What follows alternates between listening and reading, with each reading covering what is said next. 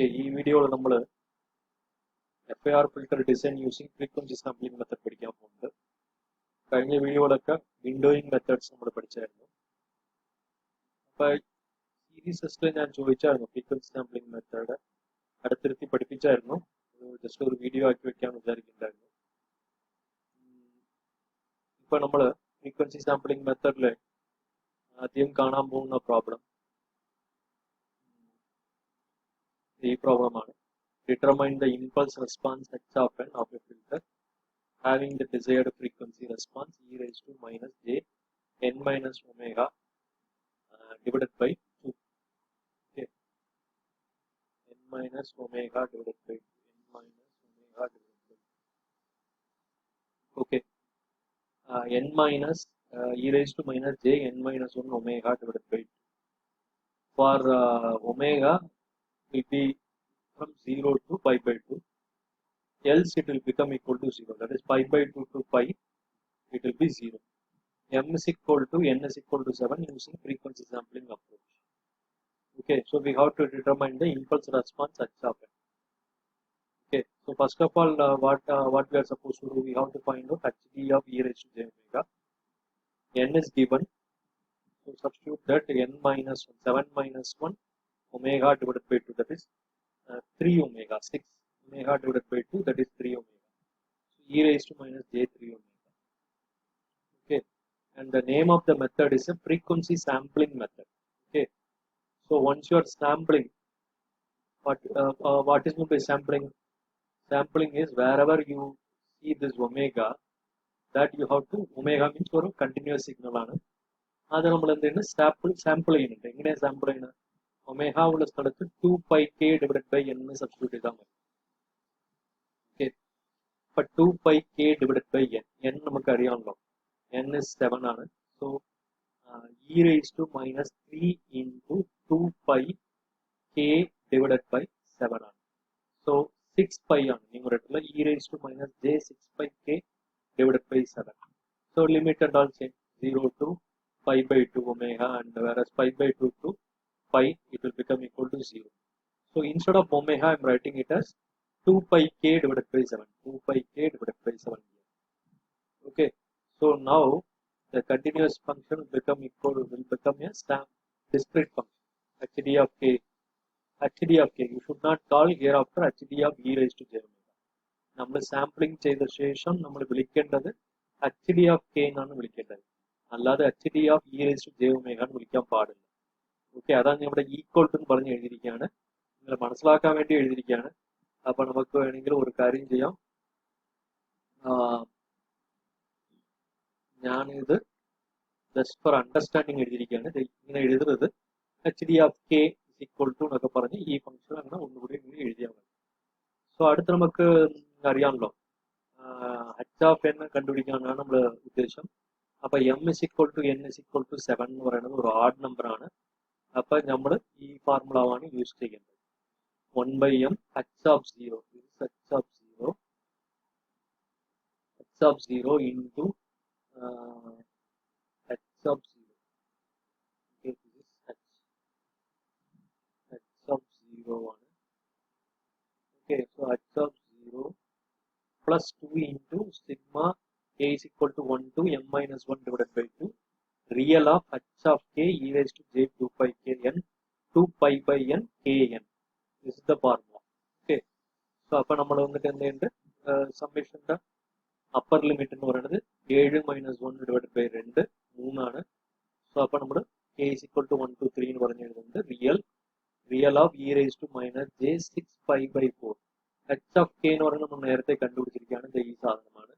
ഇതാകപ്പോൾ ഇവിടെ സബ്സ്റ്റിറ്റ്യൂട്ട് ചെയ്യാം. സബ്സ്റ്റിറ്റ്യൂട്ട് ചെയ്തിട്ട് into e raise to j 2 pi by 7 kn എന്ന് പറഞ്ഞ് നമുക്ക് എഴുതണം. പുറത്ത് ഒരു 2 ഉണ്ട്, ഇവിടെ 1 എന്നാണ് എഴുതിയിരിക്കുന്നത്, കാരണം h of 0 എന്ന് പറയുന്നത് 1 ആവും. എങ്ങനെയാ 1 ആവണേ? So you take this formula, okay. ഈ ഫോർമുല സാമ്പിളിംഗ് ചെയ്യുന്നതിന് മുമ്പ് hd of e raised to j omega is equal to e raised to minus j 3 omega. അപ്പൊ നമ്മൾ എന്ത് ചെയ്യാൻ പോണേ, ഇവിടെ ഒമേഗക്ക് പകരം 0 നമ്മൾ സബ്സ്റ്റിറ്റ്യൂട്ട് ചെയ്യാം. സബ്സ്റ്റിറ്റ്യൂട്ട് ചെയ്യുമ്പോൾ എന്താണ്, it will become hd of 0. അപ്പൊ നമുക്ക് h of 0 ആണല്ലോ പറയണത്. അപ്പൊ ഇവിടെയും അങ്ങനെ തന്നെയായിരിക്കും. K is equal to 0 substitute ചെയ്ത് കഴിഞ്ഞാൽ e raise to 0 become equal to 1. അപ്പൊ h ഓഫ് k എന്ന് പറയുന്നത് 1 ആയിരിക്കും കേട്ടോ. h ഓഫ് k എന്ന് പറയുന്നത് 1 ആയിരിക്കും. അപ്പൊ e raise to omega is equal to 0 ആയാലും ശരി, k is equal to 0 ആയാലും ശരി, so it will become equal to 1 ആണ്. So അപ്പോൾ 1. Okay, so here 1 plus 2 into എന്നൊക്കെ പറഞ്ഞ് ഇങ്ങനെ എഴുതാം. e raised to minus j theta ആണ്. അപ്പോൾ e raised to minus j theta ആണ് cos theta minus j sin theta എന്ന് പറഞ്ഞ് എഴുതാൻ പറ്റും. നമുക്കിവിടെ റിയൽ ആണ് ചോദിച്ചിരിക്കുന്നത്. അപ്പോൾ ഈ ടേം നമുക്ക് ആവശ്യമില്ല, cos theta മാത്രം മതി. cos theta ആണ് എഴുതിയിരിക്കുന്നത് കേട്ടോ. ഇത് theta ആണ്. അപ്പോൾ theta ഉള്ള സ്ഥലത്താണ് നമ്മൾ എന്താണ് e raised to minus j theta 2 pi k 3 minus n divided by 7 എന്ന് പറഞ്ഞത് തീറ്റക്ക് പകരം ഉള്ളതാണ്. അപ്പോൾ അതാണ് ഞാൻ ഇവിടെ എഴുതിയിരിക്കുന്നത്. അപ്പൊ cos of 2 pi k 3 minus n divided by 7 k is equal to 1 to 3 1 by 7. Okay, ഇപ്പൊ നമ്മൾ എന്ത് ചെയ്യണം? h of 0, h of 1, h of 2, h of 3, h of 4 എന്ന് പറഞ്ഞ് നമ്മൾ എല്ലാ വാല്യൂസും കണ്ടുപിടിക്കുക കേട്ടോ. അത്രേ ഉള്ളൂ. അപ്പൊ അതാണ് ഇവിടെ ഫസ്റ്റ് ക്വസ്റ്റ്യൻ ചോദിച്ചിരിക്കുന്നത്. രണ്ടാമത്തെ ക്വസ്റ്റ്യൻ എന്ന് പറയുന്നത് എന്താ? Determine the coefficients of h of n. ഞാൻ വേറെ ഒരു ഇവിടെ എടുത്തിട്ടുണ്ട്. Determine the coefficients of h of n of a linear phase FIR filter of length has a symmetric unit impulse response and a frequency response that satisfies the condition HR of 2 pi k divided by 15. ഇതും ഞാൻ ക്ലാസ്സിൽ പഠിപ്പിച്ചായിരുന്നു. അപ്പൊ 1 എപ്പോഴാണ് 1 വരുന്നത്? കെയിന്റെ value 0, 1, 2, 3 ആകുമ്പോൾ 1 ആണ്, അല്ലാത്ത സമയത്ത് 0 ആണ്. സോ ഇങ്ങനെ പറഞ്ഞിട്ടുണ്ടെങ്കിൽ ഇത് മാഗ്നിറ്റ്യൂഡ് ആണ്. നമുക്ക് വന്നിട്ട് എന്താ വേണ്ടത്? ആക്ച്വലി ആ b raise to j omega എന്ന് പറയുന്നത് ആംഗിൾ ഫോർമുലയാണ് വേണ്ടത്. സോ മാഗ്നിറ്റ്യൂഡ് ഇൻടു ഫേസ് ആണ്. സോ സോറി, മാഗ്നിറ്റ്യൂഡ് ആയിട്ടാണ് നമുക്ക് മാഗ്നിറ്റ്യൂഡ് ആണ് ഇവിടെ പറഞ്ഞിരിക്കുന്നത്. മാത്രം നമുക്ക് പോരാ, നമ്മൾ എന്ത് ചെയ്യണം? മാഗ്നിറ്റ്യൂഡ് മൾട്ടിപ്ലൈഡ് ബൈ ഫേസിന്റെ ഫോർമുലയായിരിക്കണം നമ്മുടെ h d of e raise to j omega എന്ന് പറയുന്നത്. അപ്പൊ HR of e 2 pi k divided by 15 into e raised to minus j, okay, m minus 1 divided by 2 into omega t. ഇതാണ് formula. So ഈ formula ഓർത്ത് വെച്ചോളാം. ഇത് e raised to minus j m minus 1 divided by 2 omega d ആണ്. Okay, so അപ്പൊ ഇവിടെ m minus 1 എന്ന് പറയുന്നത് എന്താണ്? m എന്ന് പറയുന്നത് എത്രയാ? 15 പറഞ്ഞിരിക്കുന്നത്. സോ 15 minus 1 divided by 2 7 ആണ്. 7 omega t. e raised to minus j 7 omega t.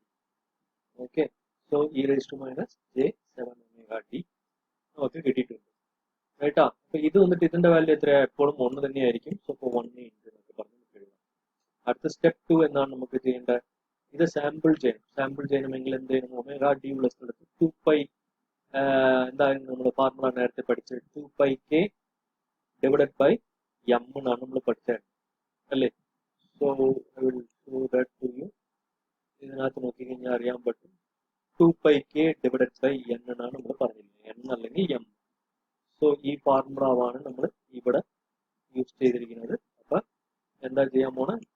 ഇവിടെ 2 പൈ കെ ബൈ എം ടിനാണ് e raise to minus. So omega t ഉള്ള സ്ഥലത്ത് നമ്മൾ ചെയ്യുമ്പോൾ സബ്സ്റ്റിറ്റ്യൂട്ട് ചെയ്യുമ്പോൾ സാമ്പിളിംഗ് ആയി.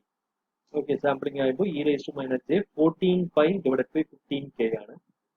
ഓക്കെ, സോ വൺസ് അഗൈൻ അടുത്ത മൂന്നാമത്തെ സ്റ്റെപ്പിലേക്ക് പോകുമ്പോൾ എം 15 എന്ന് പറയുന്നത് ആഡ് നമ്പർ ആണ്.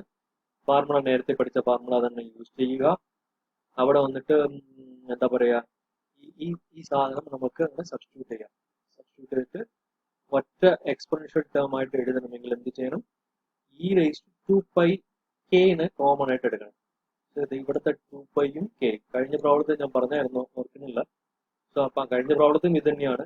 2 പൈ കെനെ കോമൺ ആയിട്ട് എടുക്കണം കേട്ടോ. എന്നിട്ട് അകത്തൊന്ന് 7 മൈനസ് എൻ ഡിവൈഡഡ് ബൈ 15 എന്ന് പറഞ്ഞു. ഡിവൈഡഡ് ബൈ 15 ഇവിടെ രണ്ടത്തിലും കോമൺ ആണ്. അപ്പൊ 7 മൈനസ് എൻ എന്ന് പറഞ്ഞ് എഴുതാം. കഴിഞ്ഞ പ്രോബ്ലത്തിൽ എങ്ങനെയായിരുന്നു? രണ്ട് ടേം നമ്മൾ ഒരുമിച്ച് എഴുതാണ്. ഈ രണ്ട് ടേം ഒരുമിച്ച് എഴുതുമ്പോൾ 2 പൈ കെനെ നമ്മൾ കോമൺ ആയിട്ട് പുറത്തെടുക്കുകയാണ്. ഈ ടേമിലുള്ള 2 പൈ കെയും ഈ ടേമിലുള്ള 2 പൈ ജെ 2 പൈ കെനെ കോമൺ ആയിട്ട് പുറത്തെടുത്തിട്ട് 3 മൈനസ് എൻ ഡിവൈഡഡ് ബൈ 7 എന്ന് പറഞ്ഞ് എഴുതണം. ഈ രീതിയിലാണ് എഴുതേണ്ടത്. അതേമാതിരിയാണ് ഇവിടെയും ഞാൻ ചെയ്തിരിക്കുന്നത്. Okay, e raised to minus j 2 pi k 7 minus n divided by 15 പറഞ്ഞ എഴുതാണ്. സോ ഇത് അപ്പൊ കോസ് ഇതിന്റെ e raised to minus j theta എന്ന് പറയുന്നത് cos theta minus I sin theta അപ്പൊ സോ അപ്പൊ നമ്മൾ cos of 2 pi k 7 minus n divided by 15 എന്ന് പറഞ്ഞ് നമുക്ക് എഴുതാം. റിയൽ മാത്രമേ എനിക്ക് വേണ്ട, sin theta വേണ്ട, ഇത് മാത്രമേ എഴുതാം. ഓക്കെ, എന്നിട്ട് എന്ത് ചെയ്യണം? ഇപ്പൊ എന്നക്ക് പകരം 0 1 2 3 4 5 6 എന്നൊക്കെ പറഞ്ഞ് സബ്സ്റ്റിറ്റ്യൂട്ട് ചെയ്യാം. ബട്ട് അതിന്റെ ആവശ്യം ഉണ്ടാവില്ല. കാരണം ഇവിടെ നോക്ക് k is equal to 0 1 2 3 മാത്രമേ 1 വരുന്നുള്ളൂ കേട്ടാ. സോ അപ്പൊ നമ്മൾ എന്ത് ചെയ്യണം? k is equal to അങ്ങനെ നമ്മൾ 0 സബ്സ്റ്റിറ്റ്യൂട്ട് ചെയ്യുമ്പോൾ ഓക്കെ 0 1 2 3 എന്നൊക്കെ സബ്സ്റ്റിറ്റ്യൂട്ട് ചെയ്യാം. സബ്സ്റ്റിറ്റ്യൂട്ട് ചെയ്യുമ്പോൾ kക്ക് മാത്രം നമ്മൾ എന്ത് ചെയ്യണം? എവിടെയാണോ ഏത് വാല്യൂ ഓഫ് കെയിലേക്ക് 1 വരുന്നുണ്ടോ അത് മാത്രം ഇവിടെ സബ്സ്റ്റിറ്റ്യൂട്ട് ചെയ്താൽ മതി ഇവിടെ കേട്ടോ. അങ്ങനെ സബ്സ്റ്റിറ്റ്യൂട്ട് ചെയ്ത് എക്സ്പാൻഡ് ചെയ്ത് ഇങ്ങനെ എഴുതണം.